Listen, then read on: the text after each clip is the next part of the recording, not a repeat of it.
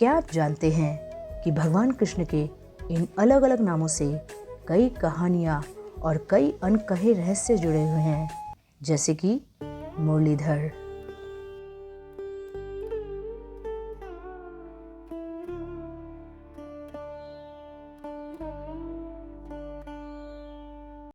कहा जाता है कि कृष्ण की बांसुरी की धुन प्रेम की धुन थी। जब भी वे बांसुरी बजाते थे तो मनुष्य, पेड़ पौधे, पशु पक्षी और समस्त संसार उस धुन से मोहित हो जाता था।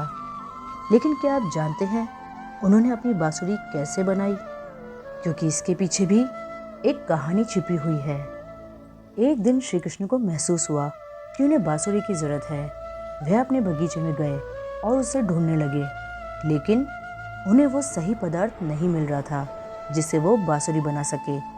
तब उन्होंने बगीचे में खड़े हुए एक बांस के पेड़ से कहा, मैं तुमसे एक बांसुरी बनाना चाहता हूँ, लेकिन इसके लिए मुझे तुम्हें काटना पड़ेगा।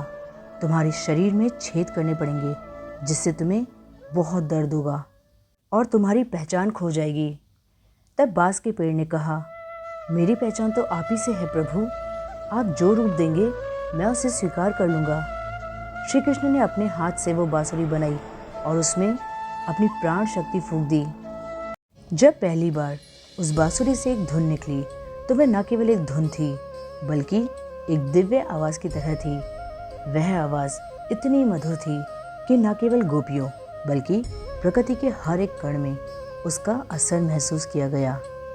उनकी इसी सुरीली धुन की वजह से उन्हें मुरली मनोहर और बंसी बजैया के नाम से जानते हैं।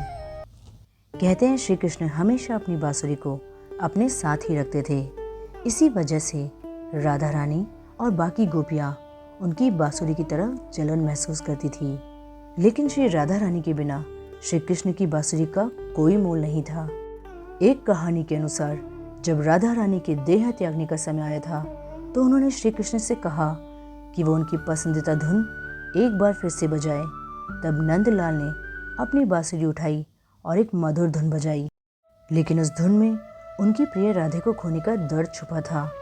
इसलिए श्री राधा रानी के जाने के बाद श्री कृष्ण ने अपनी बांसुरी को तोड़ दिया और उसे यमुना के किनारे छोड़ दिया। कुछ लोगों का मानना है कि वे टुकड़े धरती ने अपने अंदर समा लिए। कुछ मानते हैं कि वे यमुना के साथ बह गए थे।